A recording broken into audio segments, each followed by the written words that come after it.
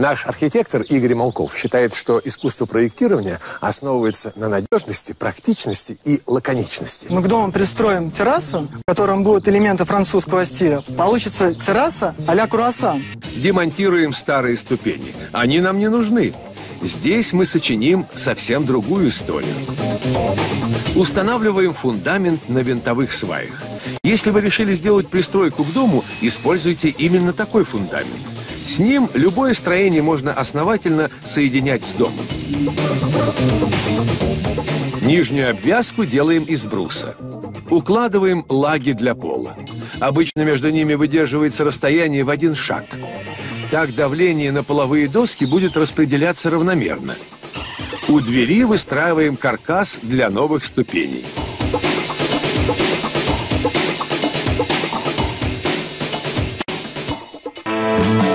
Герои купили новый дом со всеми удобствами. И парадный вход есть, и дверь в сад.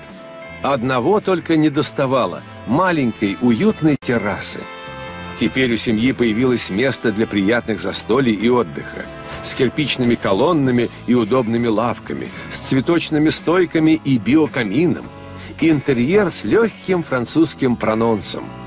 Стоит только открыть дверь, и окажешься в своем маленьком уголке Европы.